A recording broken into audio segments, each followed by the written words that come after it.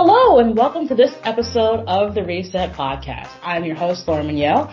This is going to be part of my amazing 4th annual 29 Days of Magic series, where I interview an amazing Black woman a day who talks about her story.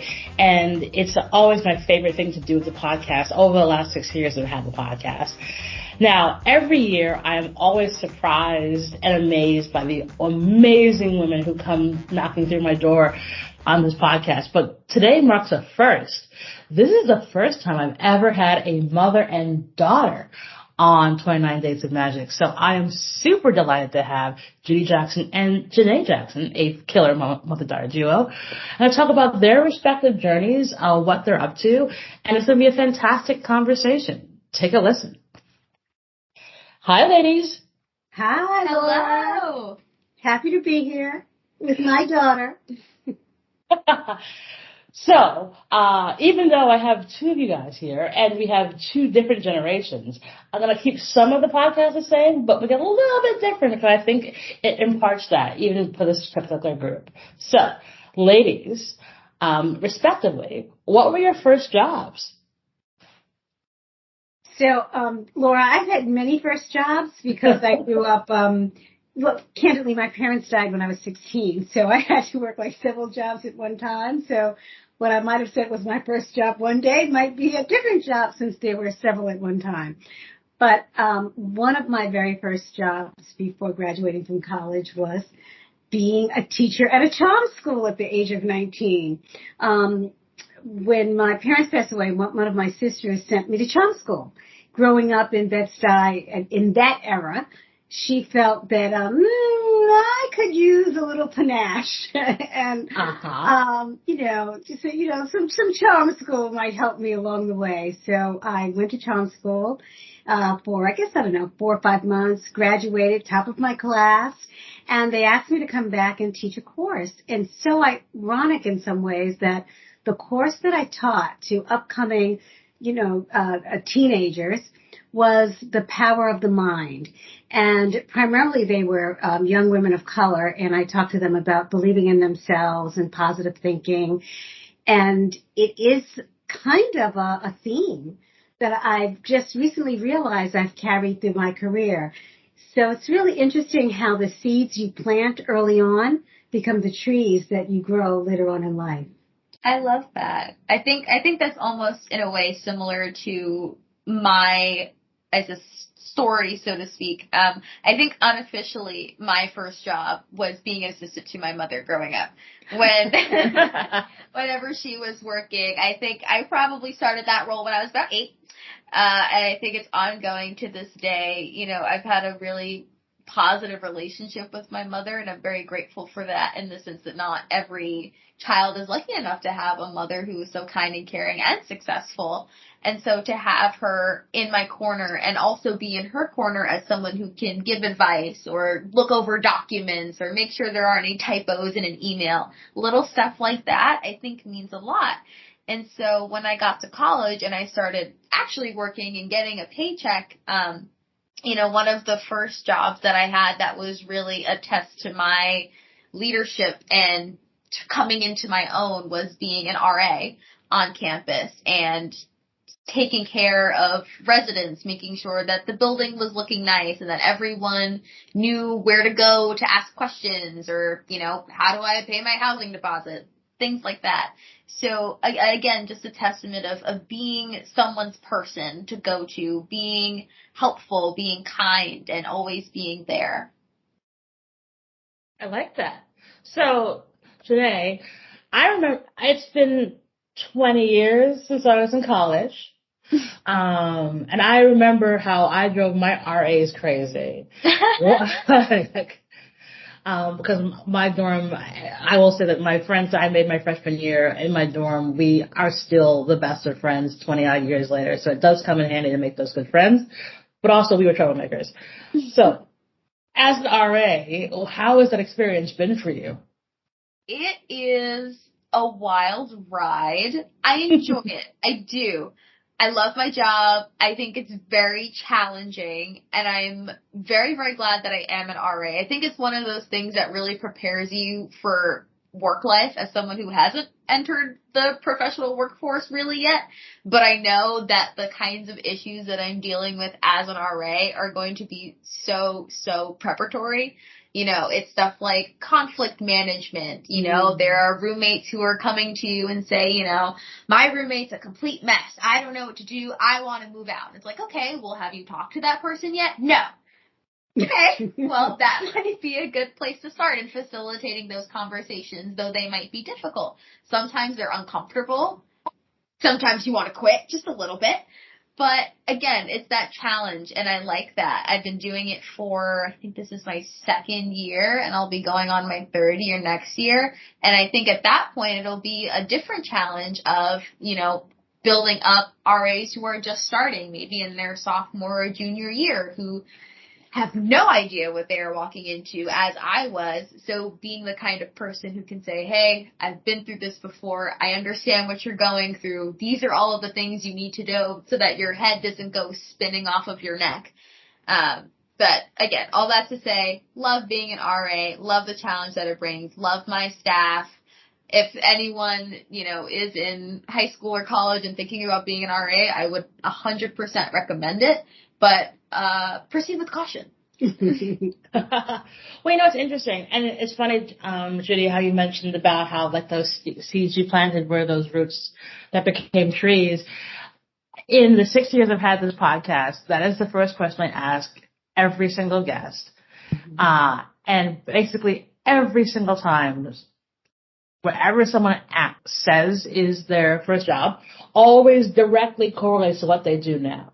There is something really unique about the lessons learned and the way in which you navigated, survived, said, oh, hell no, never again, about that first job that really is sort of like an imprint on how you look and view at the world and how it helps you figure out what your path is. So it's never been that, I've very rarely seen it that linear in terms of like, yep, that's exactly what you do. But it is fascinating about how those first jobs leave such an awesome imprint. And Jonay, I think it'll be fascinating to see what amazing awesomeness you become as a result of being an RA as your first job. And let me clarify, she is already awesome. No, I had no idea, really. Look at you of not having any bias, Judy. What? Yourself in a mirror. So, and it's true. So, you know, part of this and the fun thing about having you on here is that, Judy, obviously you are a legend in our industry, and you started doing these amazing video series where you were doing video diaries as sort of lessons for Jonay. And I found them to be so beautiful and so delightful, but also just so insightful, because I think oftentimes it's very hard to articulate how you can be successful in business and like what it actually takes and the lessons that, again, imprint on your brain along the way. And that's why I really thought that series was so wonderful. What made you decide to do that, and what's been the response? Well, first I will say the response has been amazing. I'll go to events and people will ask me, although the series ended in mid-September, and we are going to do a different series starting in February. But so many people I hadn't heard from years, again, at events, will stop me about all the other things I might post. They will not necessarily talk about, but they will always talk about the lessons from my daughter. And perhaps because it's so personal and it's so much me, and maybe because it resonates with people. For me, it really was just an idea that was not well thought of. It was just like, you know, I want to make sure that I'm leaving a legacy for my daughter. And I've always thought about writing a book, and I said, oh my God, I just don't have the patience or time for a book. And so who has time for that? And it was just an idea that one day to just say, you know what, I have all these lessons that I've actually captured over time. I call them my little mantras, but they're really lessons that I've learned throughout my career. And I've probably bored Jonay with them over the years here and there, but I thought it would be good to just leave her that message. And I said, oh, well, now LinkedIn might be a good way to do it. So it was really a spur of the moment idea. And I guess sometimes, Laura, the best ideas can be ideas that are not well thought out. So it was just wanting to leave a legacy for Jonay. Awesome. And hey, Jonay, what's your thought been like? Have you like, oh wait, oh mom, or what have you thought about it? Actually, as part of the response, I always tell her there are people who are from my school or from my personal network, from jobs that I've had, etc., who will see me in person and say, oh my gosh, I saw that post that your mom made about the lessons to my daughter. That was so sweet. Your mom is so good. And I'm like, I know, she's great. But I've loved the series. You know, I got to see all of the episodes before they were released, so I feel very, very special. Yeah, and I wanted to get her permission. Of course. Make sure I wasn't posting something that would make her feel uncomfortable. No, it's good to know that I have a mother that loves me so and is able to pass along these lessons that I've grown up with and have been able to really take to heart in everything that I do. So awesome, and all you guys are just so cute. Now, Judy, question for you. So for those of folks who don't know who you are, I would love for you to share your career journey, like how you got from where you started to where you are right now. Okay, let's see how we make this a short answer. The abridged version, please. Quick version is started my career first actually in advertising, being someone who was on my own early on, hearing that at advertising, jobs weren't always as stable as you'd like them to be, at least in those days. This is, going back into the 80s. I pivoted into human resources and started at ABC television, recruiting, moved into advertising. There were, some progression there. And I thought, oh, what a great mix. Advertising is something I love. I can do human resources in advertising. So I spent a lot of my career in companies like, BBDO, and then moving on to holding companies, Publicis, IPG, WPP, which was my final advertising company, which is, the largest advertising holding company in the world. And there I had a job that was newly created by Mark Reed, the CEO, as the global head of culture, and did that for 4 years. And then finally, September 29th of 2022, decided to leave WPP and put a shingle on my door and open up my own consulting firm and candidly semi-retire, which the semi-retirement part really isn't showing up yet. But building a company called JLC Ventures, which stands for Judy Loves Culture, and working with companies, some of which are WPP companies, in building culture, creating environments where people can thrive. And I do have a particular focus on Black women, building a program called Elevate, which I started at WPP.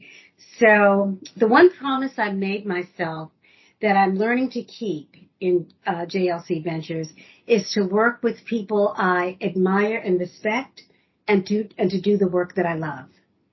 So I'm learning to say no, which is a new lesson for me. How's that been for you? How's that saying no thing working out? It's not been easy. I've struggled over it. Talking to my husband, should I say yes? Should I say no? Oh, but I should do it. I should do it. But do you want to do it? But I should do it. I should do it. But do you want to do it? So I'm learning to choose want at this stage of my career. Even if it's something that someone really needs me to do, or feel that there was one assignment that came up recently where, it was, somewhat last minute. They really needed someone, really wanted to help. But did I really want to do that? So I explained that, for me to do that would take away from something I'm already doing. And I'd love to help you find someone, but unfortunately, I can't serve you at this time. And that sounds easy for some people to do. That was hard for me, but I'm doing it. Well, it's a thing. I mean, that's one of the most important things about being an entrepreneur is you learn that no is a sentence. Yes. Preach. And that you don't have to say yes to everything, even though you're newly out on your own and you're never going to have another opportunity. If you don't say yes to this, it's really, really hard. But you learn that like the value of you saying no far outweighs the value of you saying yes. Yeah. Because if you become the person who always says yes, it'll be yes to stuff that's not serving you. It'll be yes to stuff that doesn't pay you as well. It'll be yes to additional jobs that you don't need. And as opposed to that no gives you the freedom to do what you need to do. Mm-hmm. And I always say to folks, like, if that opportunity came and you had to say no to it, there were more behind that. That was just one of many to come through those doors. But you only want to go for the one that's going to be right for you. But it is an ongoing struggle when you're an entrepreneur. Yeah, it is an ongoing struggle, particularly when you've been in roles, and maybe and then it's not only for HR type roles, but roles where you're trying to serve others. You're trying to make others happy, maybe trying to please. But when you're used to that, it is a new skill to learn. And I'm trying to embrace, putting the oxygen mask on myself first. Exactly. Yes, that you took the words right out of my mouth. The oxygen mask goes on first is something you have to sort of like drill into your brain. If it doesn't serve me, why am I doing this? Why? Just don't. And it's important for Jonay to hear this as well, that like, as you go through your career, you're going to have choices where you can do option A, option B. And you make the choice that feels right for you and not because it's what you should do or like you're expected to do. We all have to learn that. And I think it comes in with a lot of more clarity, obviously looking back on it all. But as I always say to folks, if we can impart the stuff that we went through so they don't have to go through it, we'll leave a much more important legacy that lasts far beyond us. Yeah, agreed. Yeah, I think my mom and I almost went on somewhat similar journeys at a similar time. And I was struggling as well with saying no to things because I wanted to be the best at everything and I wanted to try all of these new things because I'm in college and that's the best time to really put yourself out there and explore. And I got way in over my head and I realized I'm in college. Yes, I should be trying new things, exploring, putting myself out there, but I should also be having fun and living life and enjoying myself, and I'm not happy right now. Mm-hmm. This isn't fun for me. I feel like I'm drowning, and I hate it. And I really had to sit down and have a conversation with myself and a conversation with my mom, and I was like, I need to do what makes me happy. I need to, get out of some of the situations that I'm in. I was part of an executive board for one of the organizations on campus. It was one of the biggest ones that they had. We had new leadership come in, so we were all scrambling, trying to figure out how to make everything work. And slowly but surely, people started dropping off, work was piling up, and I didn't want to be the person to dip out because things were getting difficult and leave everyone else scrambling with all of this workload, and it made me feel guilty. And I was like, well, I can't do that. I don't want to be that person. But I realized that it's okay to put myself first, and it's okay to prioritize my mental health, my self-care, because I can't put out my best work if I'm not feeling it. And so that was a really big lesson for me. And I think my mom was feeling that at the same time. And we're like, oh my gosh, we're living parallel lives right now, aren't we? That's right. Well, it's interesting because, obviously prioritizing our mental health, it's not that it's a new thing, but it has a renewed focus. I want to say largely because, we've had gone through something so traumatic that it's allowed those conversations to arise to the surface because, taking care of our mental health is imperative to our success. You can have the biggest, coolest, most amazing job, but if you're not okay, what does that paycheck mean to you? Or you can get the best, highest degrees, but if you're not okay, what does that mean to you? And I think the stigma has definitely come down immensely, still there, for a lot of folks. But I definitely think that there has been this incredible change in the last few years where we can be far more open, far more vulnerable about our mental health and why it's so imperative that we make it a priority. I think, Judy, one of the reasons why I didn't make my career when I first started in advertising and had to bounce out and start my own was because I was having a nightmarish time and I was not getting the support from my leadership. I had a really challenging person who wasn't even my boss, but someone who worked with me. And it was just, and I would wake up every morning with heart palpitations. It was awful. And coming back to this side of the universe, being on corporate, one of the first things I said to my now boss was, I don't ever want to feel like I can't come and talk to you. I don't ever want to wake up one morning and feel like my heart's on fire. And she's like, you have my number. If you need anything, I got you.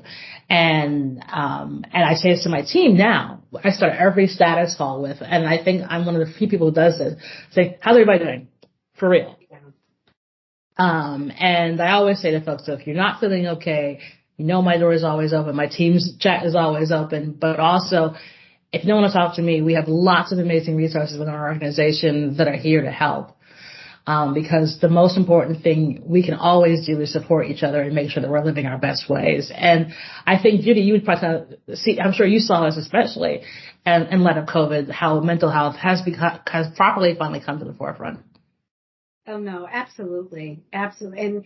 And in some ways, COVID has been a gift, and because it's made us take a step back and think about what we really need for our full lives, our whole lives.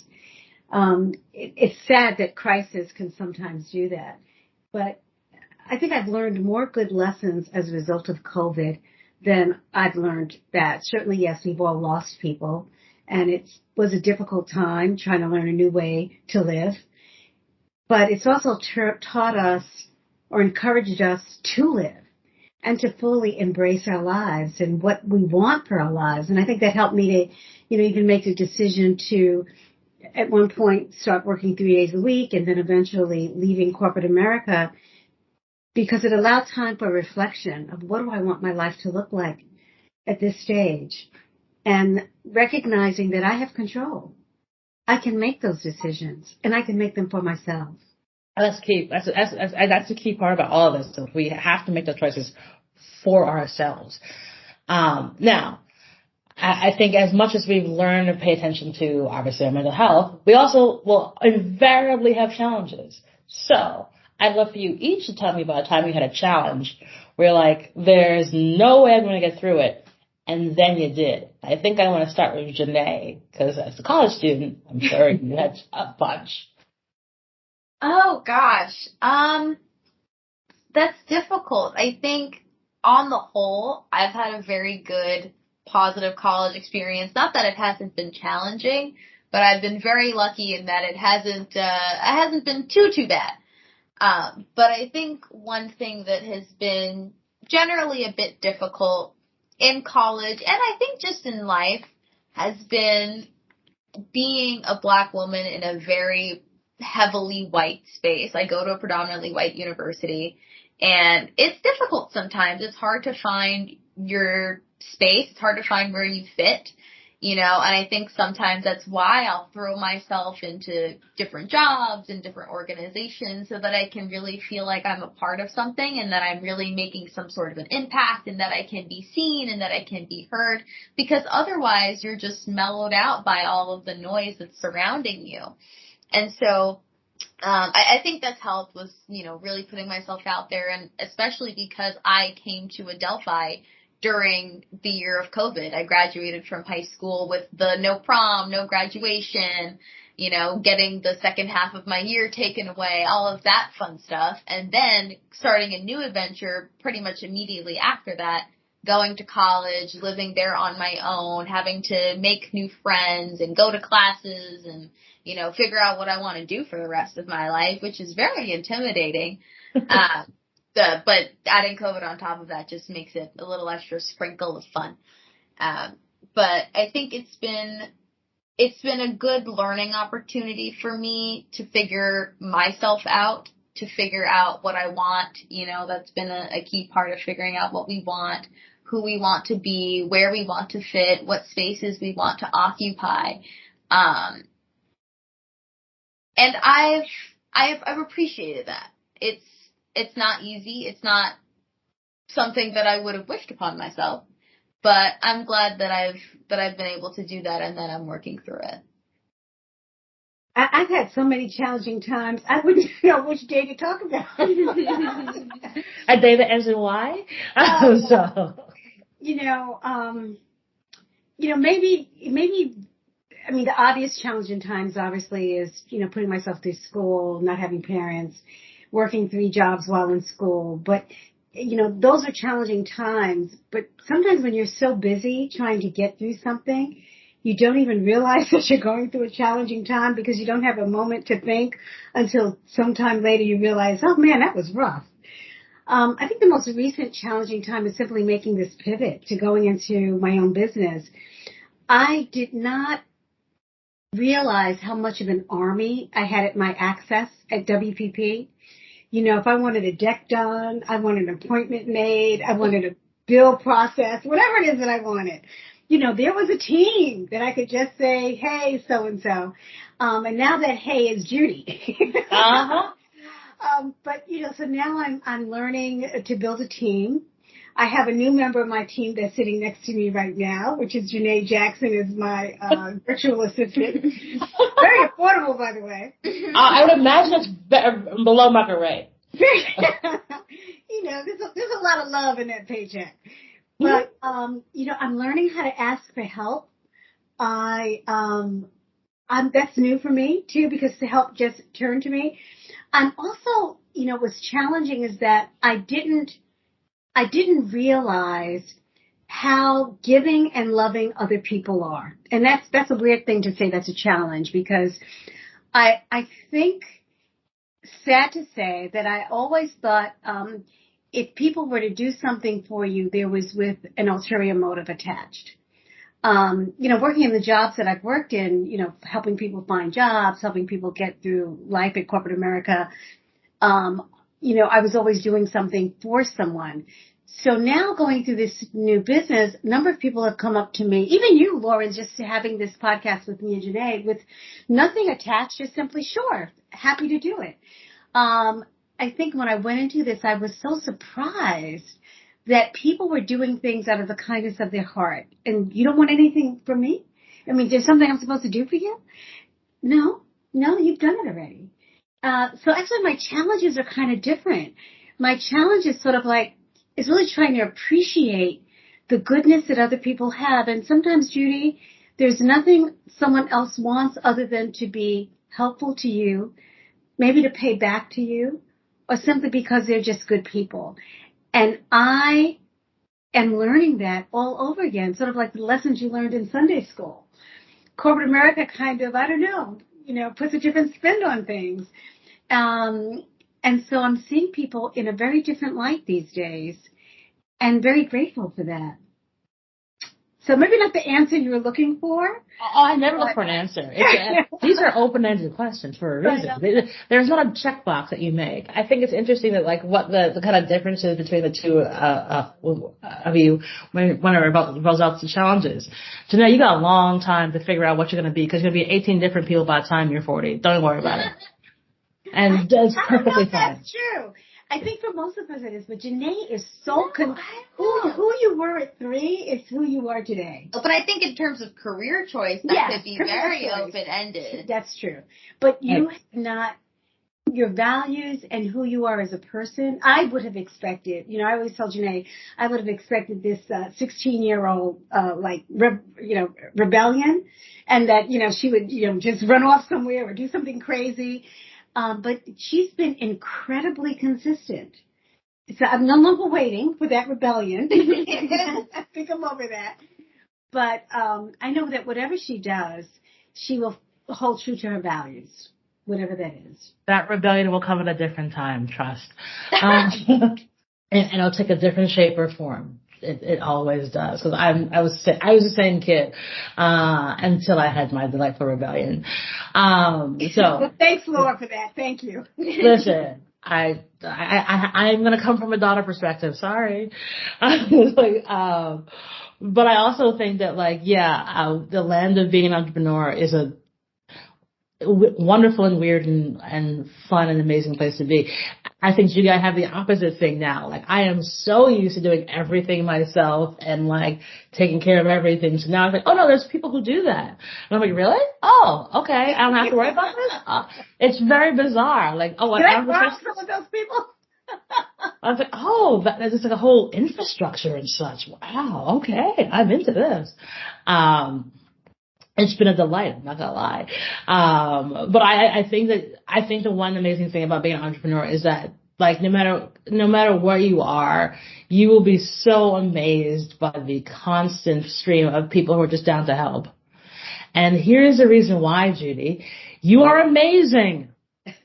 That's right. It's like you've helped so many wonderful people. You've gone to bat for so many people, present company obviously included. And you have left a legacy of just kindness and goodness. And I think it is rare to see, because oftentimes, it's challenging. I mean, when you're one of the very few first Black women I ever met in our industry. When I originally was in corporate, I didn't see anybody that looked like me. And when I did meet a couple, they were like, oh yeah, I'll help, and like never really said anything. And because we do have a lot of that in our industry. And so you've always been very much like, how can I help? And how can I properly advocate? And I think it's one of the things that we have. It's part of the reason I always wanted to do this series, because I want people to know that there's so many people out there in so many different industries. And just because you might see like 2 or 3 people on Instagram or on LinkedIn who talk a lot, doesn't mean that there aren't dozens and dozens and dozens of other folks who do also great work across multiple industries and are accessible and easy to get a hold of, and are here to help. And I think I'm a big believer in karma. In terms of like what you give, the more you give is the more you get back. And that has always been my, kind of saving grace with being an entrepreneur. And even now as I've gone back to corporate, I think that's been the thing that continues to be a wonderful surprise. And I think it's a thing that, for you, Jonay, to always remember that, like, meet everybody, be cool with everybody. Don't burn bridges. If you have to, nuke them. But, cause some bridges need to be nuked. But, just be good to folks, cause you'll never know, like, the day that you said something nice to somebody might have been a day they really needed to hear it. And because you were nice to that person that one particular day when they really needed someone to be just chill with them, they'll never forget that. And years later, you'll get an email, you'll be like, what? Oh, I had no idea that you cared this much. So, that has been is the consistently wonderful thing that happens within, this wild and wacky world of entrepreneurship. I have a phenomenal role model. I really do. I mean, if I could even be an inkling of what my mother exemplifies, then I would be over the moon. She's gonna make you cry. So, as much as I think it's really important for folks to remember to like look out, but also taking those time for ourselves. So ladies, what do you do for your self-care? Well, I'm pretty good at that. Today I went for my pedicure, manicure. I mean, now I'm really trying to take more time with my health care. If anyone has not seen me in a couple of years, they would see that I've, certainly, been to the gym quite a bit and, eating very healthy and lost quite a lot of weight. And so I can, now not just order online, but I can actually go in the store and try on clothes. So that's a big deal. But, yeah, I mean, I think the best way of taking care of myself, other than the typical massage and vacations, and Jonay and I, just a month ago we were in Jamaica, then a few weeks before that we were in Puerto Rico. And we have some plans around her birthday in February. We went to a play 2 nights ago.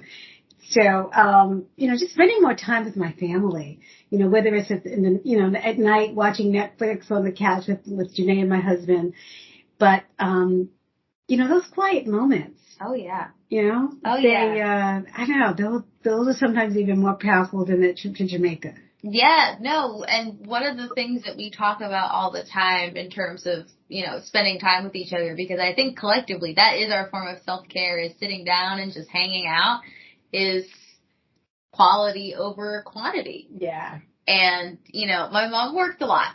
growing up to give me the life that I have now, and I wouldn't trade it for anything. I'm grateful for that, and I think that was completely the correct decision for her to do. But it does come at the cost of, sometimes there's a birthday miss. Sometimes there's like a special event that she comes a little late to, and that's okay. And I felt that that was okay growing up because I understood that what needed to be done needed to be done. And, when I got older, my mom and I started having a little bit more serious conversations about that. She opened up to me and explained, that's something that I feel a little guilty about, is that I miss some of those special moments in your life growing up. And my dad, who was retired for most of my childhood, was consistently there because he didn't have anything else to do. But again, now that I know that, she feels that way, I've tried to express the importance of quality over quantity.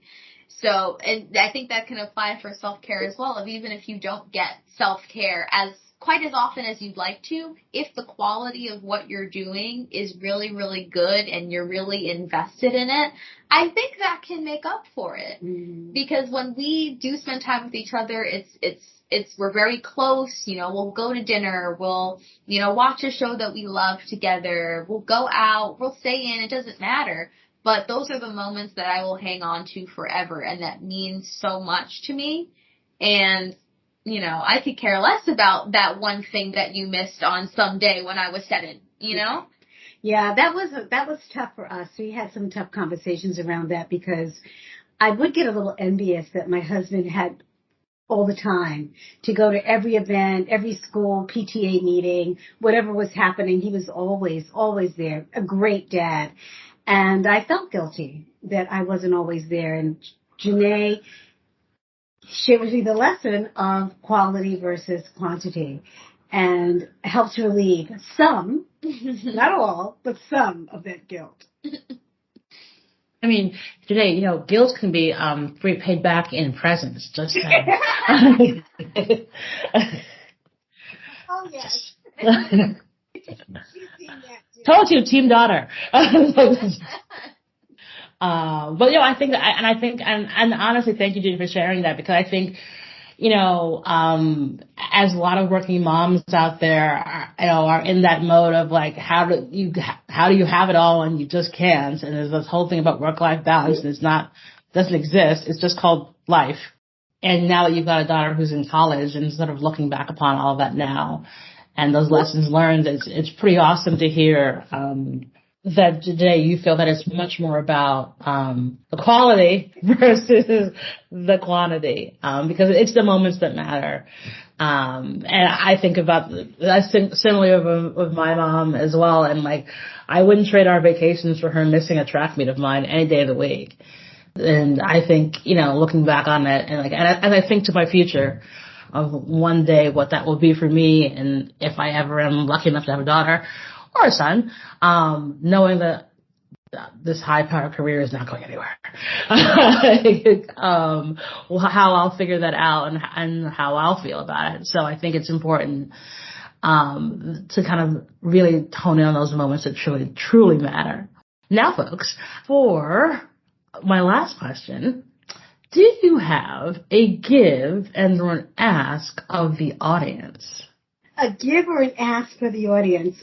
Well, maybe it's about, I think my ask as well as my give, because it's, giving my thoughts and my ask to follow what I say, but would be around making moments matter.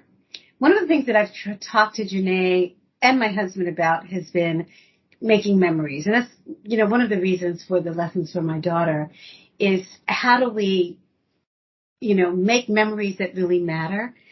I think that's the biggest gift, we can give someone, because we will not always be there.